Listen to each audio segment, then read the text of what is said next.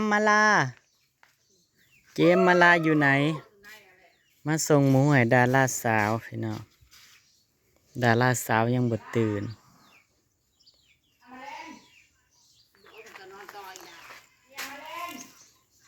เขาไปนอนในห้อง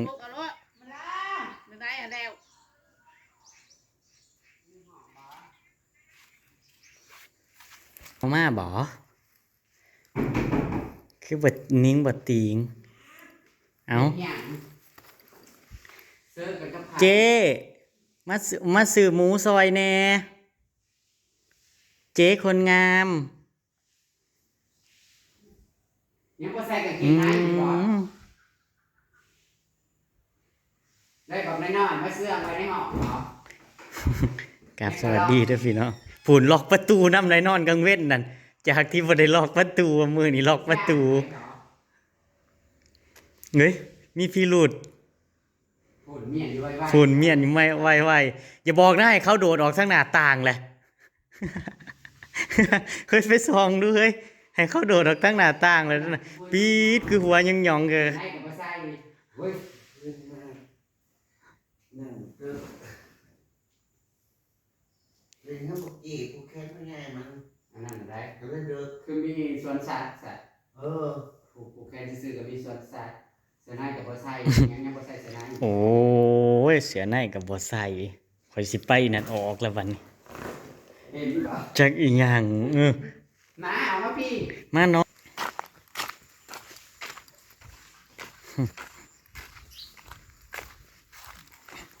ไปเบิ่งหมูเสียอ้อยก่อน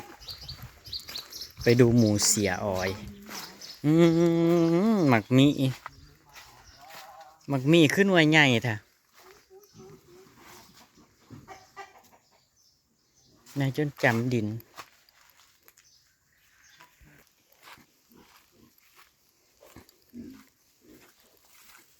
อาบน้ำตลอด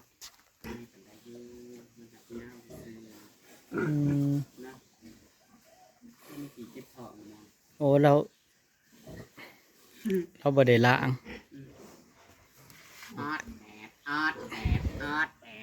ส่งเบิดแต่ละบ้านแต่ละเมืองแต่ละทีแต่ละจุดอันนี้ก็โค้งออกจากบ้านทาได้นี่มากนี่ไปจบอยู่หน้าอาติสว่างจ้า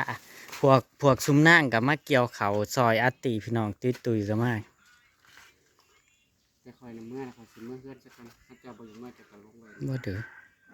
โอ้ยมือนี่สิได้มาซอยนั่งอยู่บ่อื่นก็เขตของตัวเองแล้วของตัวเองก่อนซัดซะเอียงของน้ำนี่เล็บหักกับมือจนจับจะเป็น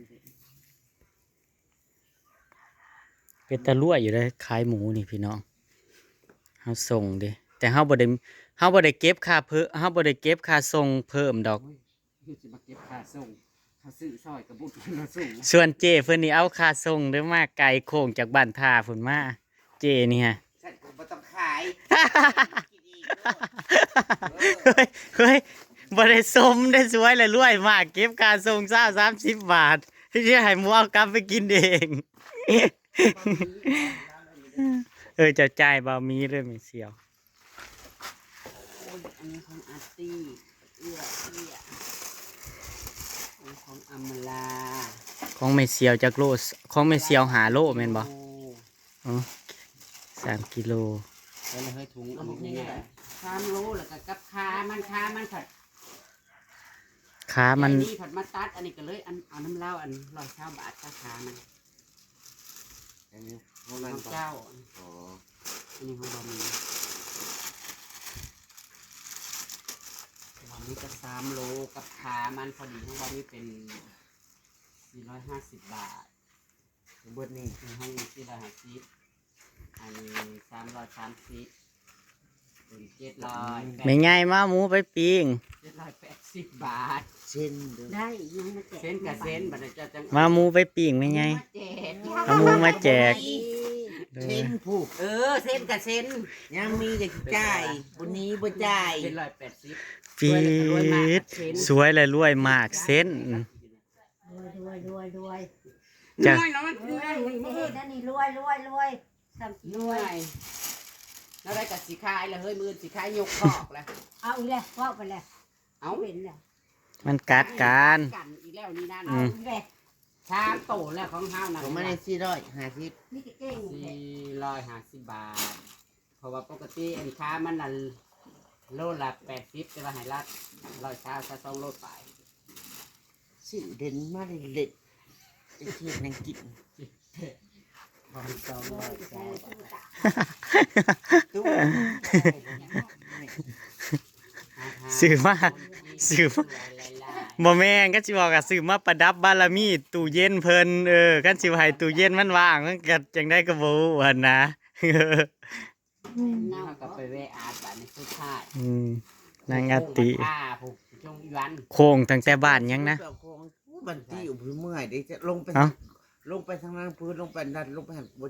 จักทางดิ คลองยังส่งมาบันติมองอันทาง มีเถาเด้ อ๋อ ก็ได้ไปสู้นางบ่ว่าได มึงสิลงไปทำไมกัน กูก็สิเพื่อน ก็สิเมื่อเฮือนพุ่นแหละ ยังบันติกูมาแต่บันท่าแล้วนี่นะ จะบ่ได้ไปเยี่ยมนางบ่ โอ้ยมันโทรมาอยู่ครับ น่าจะนั่นเขาตื่นแต่กูมือว่าจะตัดเขาซ้อมให้นะ ยังบ่แล้วบ่ นั่นเขางานแม่เอ้ย ทำงานทำไง เขางานซ้อมให้ลงมาเลยแหละ เกี่ยวได้ลายแล้ว อันบอสแล้วแต่เขางานนั่นอันนั้นพวกนั้นน่ะอันนี้คือเล่า ตรงๆอันใด เอาบ่ เอาติ บ่มี มันล ได้ ง คลิป ถ้า เด้ มันบ่รู้นะแห้งสิได้มื้อน่ะ เพราะว่า เอาฝนตกมื้อนั้นยังมีปลาอยู่ มันรู้ มันแห้งๆ ยังบ่เบิด ถ่าย ดีมันรู้ด้วย บ้านนี้ทางผัดเป้งเฮาเกี่ยวข้าวได้เนาะ อืม อัดกับบ่ทันแล้วบาทนี่น้ำเต็มให้น้ำมันรูลงไปทั้งใส่พายง่วยมันก็ลงท่อลงว่าง กับพอเกี่ยวข้าวหน้าที่น่ะก็ย่างน้ำนี่นะ ยังตับยังเครื่องในมันนั่นเครื่องในก็บ่แพงดอกโลละ90 80 คิดอยู่ว่าจะนั่งมอ หนังก็ยัง3สั้นก็ยังโลหนึง3สั้นก็ยัง เจ้าไม่เชี่ยวคือได้เจ้าจะเอามาเจียวเห็ดแคบหมูกินกับส้ม ทอดจะไปกินมื้อ อืม เฮ็ดตีไปเกี่ยวข้าวช่อย ดีใจเด้สิไปเกี่ยวเขาว มา มีคนสิไปเกี่ยวเขาวซอยแม่นเฮาฮู้แล้วสิเอาหยังสิกินเฮาสิทอดแคบหมูเฮาสิทอดแคบหมูไว้ เนาะเครื่องปลูกคือเพิ่นปลูกบ่ได้ เขาก็ปลูก ปกติซ้ำนี่น่ะเคี้ยวมันละพี่น้องเอ้ยแต่ว่าปีนี้น่ะน้ำมัน เขาก็ปลูกได้มื้อหนึงมื้อสองก็ถือขึ้นมาบ่ไป แต่เก้าเลยซ้ำนี่น่ะโอ้ยเครื่องปลูกเพิ่นใหญ่มันเลย บอกมีว่าไปโชคไอ้แม่มันสิเน่าอยากเน่าตายก็เน่าปลูกไม้ชอบไปสิ เนาะ ดู ต่อเพื่อนยังรักษาอยู่โห ซี่หานานเนี่ยนะ ยังบ่ทันได้ปลูกหยังจักอย่างเลยวันนี้ เขาก็ปลูกตั้งแต่พักแล้วก็บ่ทันได้แล้วได้เขาก็ปลูกจงจำนาน ไปขอบใจหลายๆ ป้าขอบใจหลาย ขอบใจ เจ๊ใหญ่ นุนซื้อหมูซอยพี่น้อง ๆขอบใจดาราสาว ท่านหนึ่งอุดหนุนหมู มันบ่เป็นกับไรเฮ็ดพูดคล้ายแต่ละตัวนั่น ไม่เซียว เจ้า บ่มีใครกลัวเนาะ ให้กะหาน้องเขาปลูกขั้วหมู เฮ้ย แล้วมาฮ็ด เจ้าก็หาเมเซียวนี่ไปขูดนั่นขูดคนขูดนางมัน ทำธุรกิจ เฮ็ดธุรกิจฟาร์มเซียว ขาย คุ้นกันเฮ้อ โอ้ยหมูกับ ได้หลายดินซุ่มเมเซียมอ่ะเอ้ยของไผบ่มีบ่ซื้อโอ้ยโอ้ยจะอ่อนดิ มาดูที่แล้วค่ะ ปีดงามได้ ด้วยอสังหาริมทรัพย์ ปีด เจ้าบ่อยากมาปลูกนี่บ่นี่เขาจะขายนี่มาชื่อเนี่ย มา นี่ เฮ็ดโครงการ โอ้ยจะเอายังชู ช่องหนึง เจ้าเสียดรีสอร์ทบ่มี เมน บ้านโครงการ ที่บ้านนั้น พี่น้องซ้ ร้อยละร้อยถึง เท่าไหร่นี่นะ 60,000มีรักตัวนี้5รักตัวนี้ ำโอ้รักตัวนี้ฮะ ตัวนี้มาจะ60,000แต่ว่าตัว รักตัวนี้ฮะรักตัว สองแส นี้ น นี่มันตัว ร นี้ วมเห็นหนังสือรวมยังเลย มันตัวนี้ก็คือแพง โอ้มันชุดผู้ได้ผม อ๋ออันนี้คือของสาวลอย ต่อย้อนไปได้ชนให้หน้าชื่อเฮา เอาอันนี้บ่แม่นที่พระเจ้าว่าเจ้าของอยู่ต่างประเทศป่ะ แม่นอยู่แต่เขาโอนเราก็ ปลาดินงามอีกดีเนาะยอมรับงามได้ดิน งามเปล่านะแม่ โอ้ นี่นะ กว่าสิกว่าสิ ยอมเลยทางนี้นะ สมเด็จสมควรกับโอเคแต่ เนาะ ว่า ทำซองซะลดลง อันนี้เพราะว่ามันพอซื้อเยอะคุยลอยอันนี้ไปหานี่พอซื้อ เนาะมันก็บ่ได้เล่นกันหลาย ในเส้น เดี๋ยวมันต้นอยู่ทางหลังเดี๋ยวทางนี้มันแคบ มันยาว อืม แต่ว่าของร้อยกับนี้เนี่ยรักตัวนี้นะ ได้ยืน กะลายอยู่ได้ล่ะ สิบเหรอ กับกวางอยู่ บ่คัน เช้า รักตัวนี้ ประมาณ รักตัวนี้มาหารักตัวนี้พี่น้อง60,000 9 บาท ไปหอดพุ่นแต่ว่า 60,000ขนาดทางเท่านี้มันโอเคเพราะว่าโอเค อ๋อ เดี๋ยวเราทำอยู่ กูแล้วเออเห็นไหม แต่ว่าอันนี้มันเลื กะโอเคอยู่ได้ละมันไกลนั่นอยู่ เดี๋ยวมันได้ง่าย ได้ซ้ำนี่เนาะราคานี่กะห้วย โอเคอยู่ตัวนี้ ถ้าเป็นว่าหน้าทางมันยกลง อ๋อ ถ้าเป็นว่าหน้าทางมันยาวลงไปแน่ ผมมาส่งแม่เบาอาดพี่น้องอืมกับของเบาเอื้อมาแสดตัวไว้อยู่นี่พี่น้อง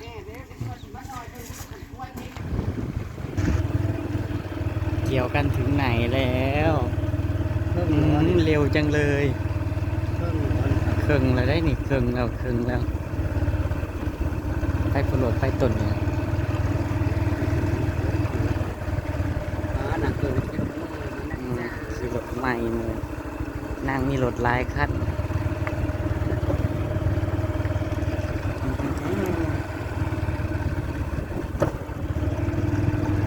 ตัดกะตัดผูกเกี่ยวกะเกี่ยว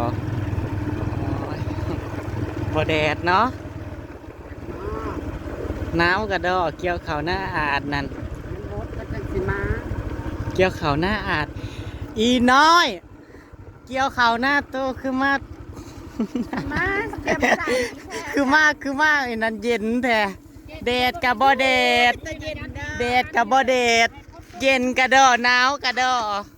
หนาวหนาวแห้งอะลีจ้า คนลูกกระจุดกระแดง อีหยังน่ะยังมีน้ำอยู่โอ้ยข่อยสิบ่ได้เอาเกือบบูดมาบ่ข่อยนำขั้นกิน สีนี่นะ โอ้ยเจ้าคือสิอวยเจ้าคือสิอวยแห้งแท้ หาปูนน้ำมันต้อยกับนี่แหละ เกี่ยวเขาไว้ดี คุณน้ำเฮ้ยมวนบ่ระวังปีงเด้อระวังปีงเด้อ เมื่อเช้านี่ก็มาสวยพอบานขึ้นเหือด มาเก็บเงินค่ายังวะมาเก็บเงินค่าหมูกัน หลายปีแล้วเครื่องทาได้จะไม่ได้ลูกคนจ้าคนนั้นเครื่องด่า มาเก็บเงินค่า คนมาเครื่องด่ากันมันกับบะหมี่ มาเก็บเงินค่าหมูก่อนโอ้ยจนมีหมองย่างขอโทษขออภัยเด้ออย่าให้บาปเว้นเด้อเหยียบเขา อยู่ในน้ำก็มีน้ำอยู่ในน้ำก็มีน้ำอยู่ในสมบูรณ์ ใช้ป่าน่ะ ได้น้ำมีนะได้น้ำมีป่าได้น้ำมีเข่า ได้น้ำ ในน้ำก็มีน้ำ แม่เอาเจอก็จริงว่านั่งอยู่ดิพี่น้องเขานั่งหันลมลงเบิดแล้วมันลมลงเบิดแล้วพี่น้อง มันต้องฟ้าเอาถ้าล่ออีกนี่ได้เกี่ยวเบิดทงมันตัดบ่ได้แล้วพี่น้อง อาหารน่ะมันยังอยู่ดีเลย ล้มหมุดกอยลงเบิดแหละเนาะแต่ก็ได้เครื่องนึงแล้วพี่น้องฉันนั่งเกี่ยวได้เครื่องนึง ไล่เลยนี่นะ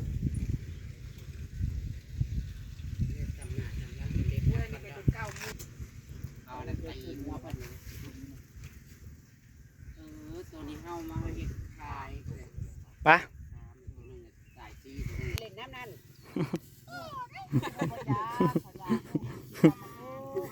ฮอดเอียงวะฮอดให้มองเจ้าปูเฮาจังมาเฮ้ยไปเมื่อมันแดดตอนนี้ มีหัวดอกพี่น้องอีหยังว่าคือแดดคักแท้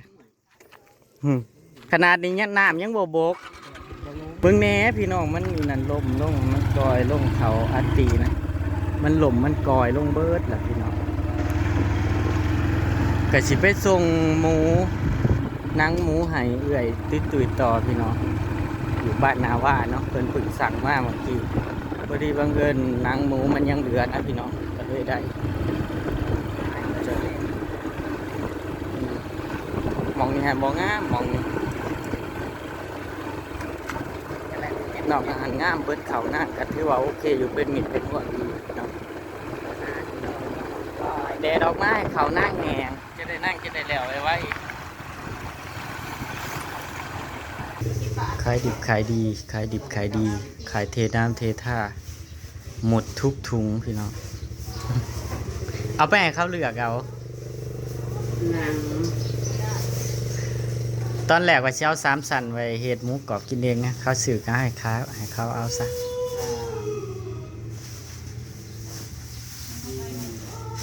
สีน้ำไฟที่จะไปให้พระบาทเขาจะไปนาง เนาะพี่น้อง ตามสั่นโลนึงตามปอด อืม ชอบปอดนี่พ่นมาใครวะ ติดตามคลิปหน้ากันแล้วกันพี่น้องขอบคุณพี่น้องเข้ามารับชมเนาะขอบคุณทุกกำลังใจทุกการติดตามไปแล้วพี่น้องสวัสดีครับผม เจ้า